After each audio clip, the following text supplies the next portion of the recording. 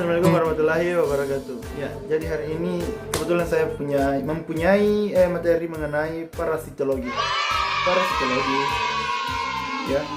Pengertian parasitologi yaitu ilmu yang pelajari jasad-jasad yang hidup untuk sementara atau permanen di dalam maupun di permukaan jasad lain dengan maksud untuk mengambil makanan dari sebagian atau keseluruh dari jasad tersebut.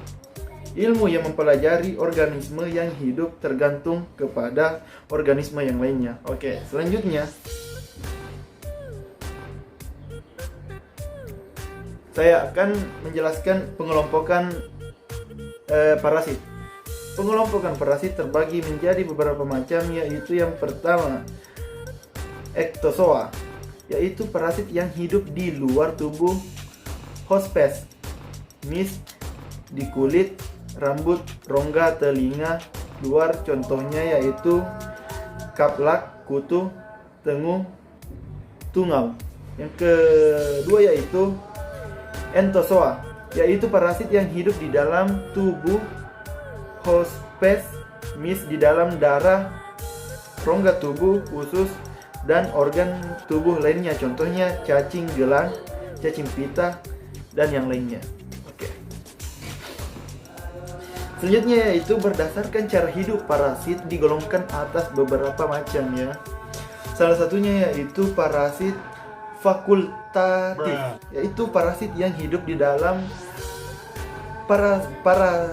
parasitik di tubuh hospes maupun hidup besar di dalam tubuh hospes, atau parasit yang akan hidup parasitik apabila kebutuhan hidupnya meningkat, contohnya yaitu cacing krimi, ya. Dan yang kedua yaitu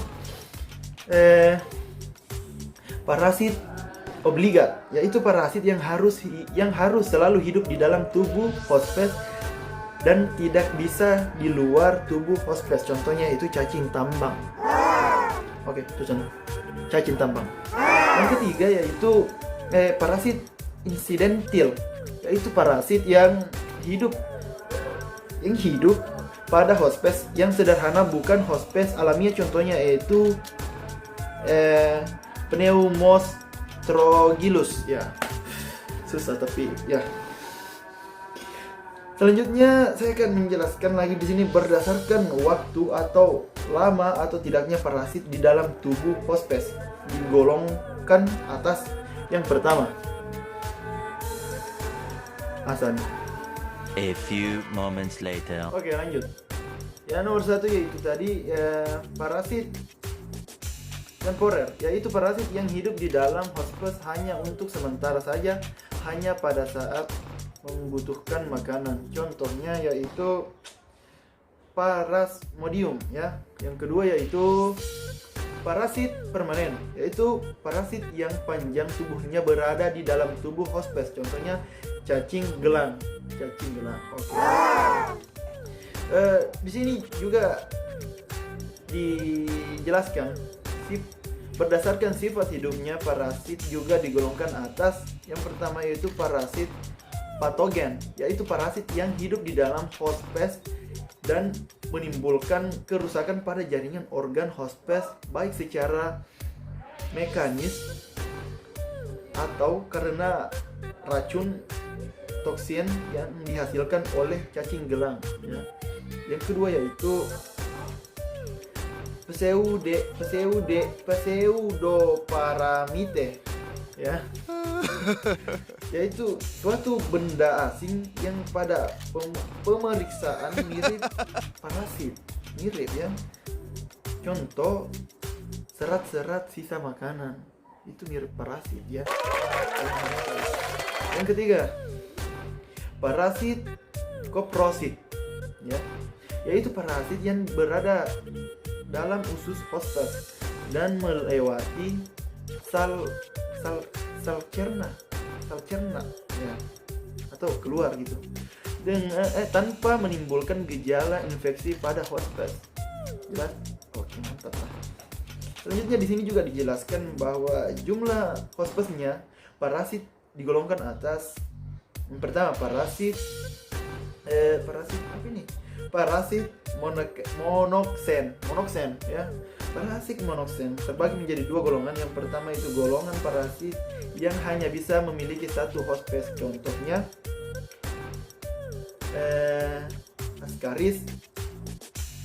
Ascaris lumbricoides ya.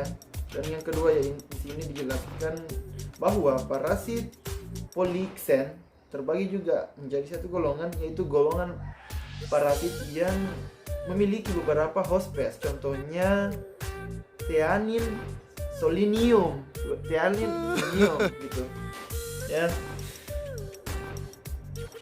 Ada juga di sini beberapa penjelasan mengenai pembagian jasad parasitologi. Yang pertama yaitu zooplasit. Parasit yang berupa hewan dibagi dalam yang pertama yaitu protozoa, hewan bersel satu.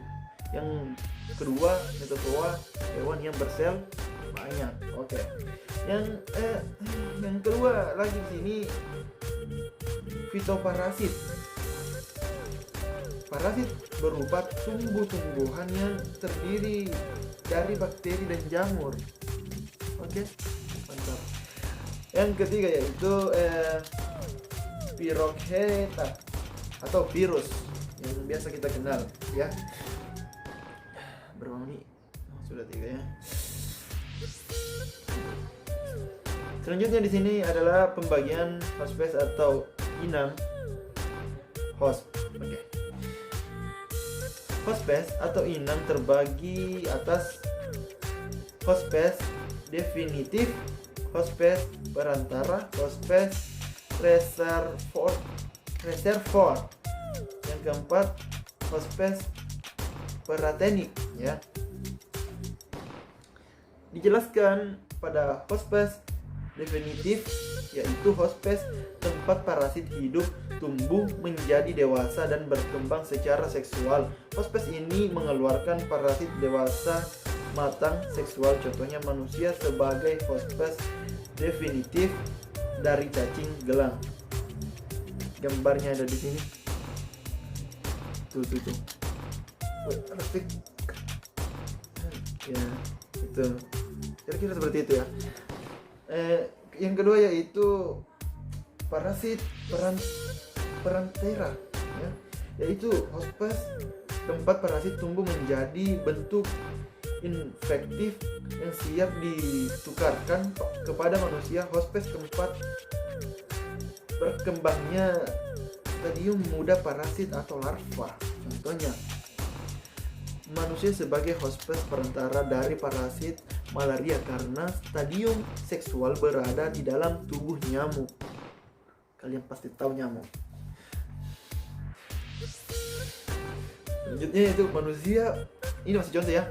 Manusia bertindak selaku hospes perantara bagi parasit yang hospes definitifnya hewan. Gitu.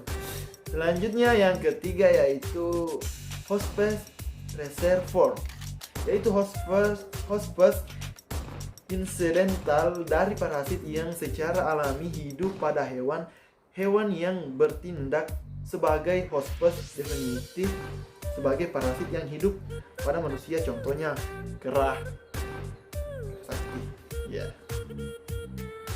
Dan yang terakhir ya, hospes paratenik. Oke.